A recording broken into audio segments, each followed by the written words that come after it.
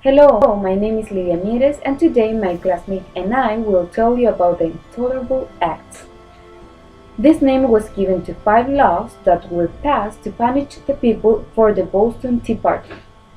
These laws were adopted by the British Parliament in 1774, which limited the geographical and political freedom of colonists.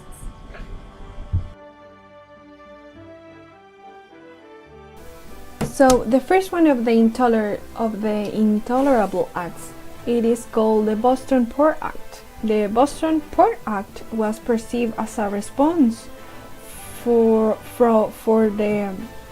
the British Parliament to the Boston Tea Party. The Boston Tea Party was an incident that occurred in 1773, in which 342 chests of tea belonging to the East Indian Company, a British company, were dumped into the ocean in the Boston harbor by American patriots, disguised as Moho Indians.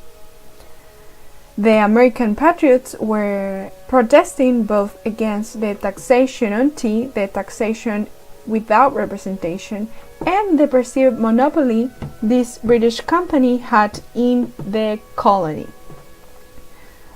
The act itself was to close the Boston port until this British company had totally been repaid for the destroyed tea.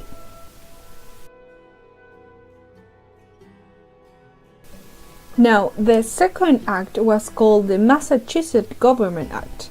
This act caused even more outrage than the Boston Port Act because it sought to bring the Massachusetts government under the control of the British Parliament. This act allowed the British Parliament, the King or the Governor, to point out all the positions of the Massachusetts colony. It also reduced the town meetings they were having just to one per year.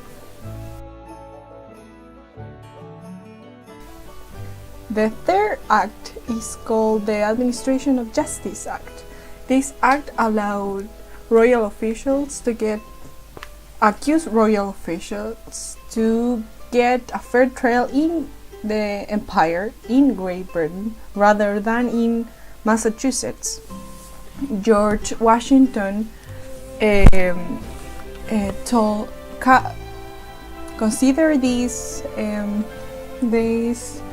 act as the murder act because with it the officials were going to escape from the justice of Massachusetts. Well, one of these acts was the Quartering Act. This measure allowed the British to quarter British soldiers in colonial buildings, including colonist homes if there were insufficient space. It means that colonists were forced to provide quarter and supplies to British soldiers and carriages on marches and other necessary occasions.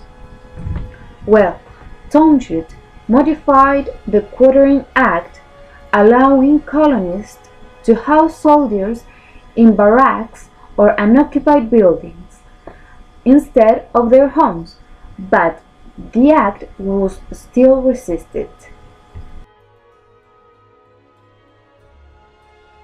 Well, the last act was the Quebec Act. This act extended the boundaries of the province of Quebec. It was done because Western colonies were claiming against the British control and parliament, and in order to nullify these claims, the British Parliament decided to extend the boundaries of Quebec. It was done because the province of Quebec didn't have any representative assembly.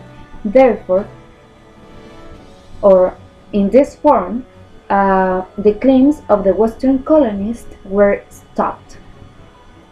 And this transfer of land from the colonies to the unrepresented Quebec was another attempt to punish the colonists and solidify the British control.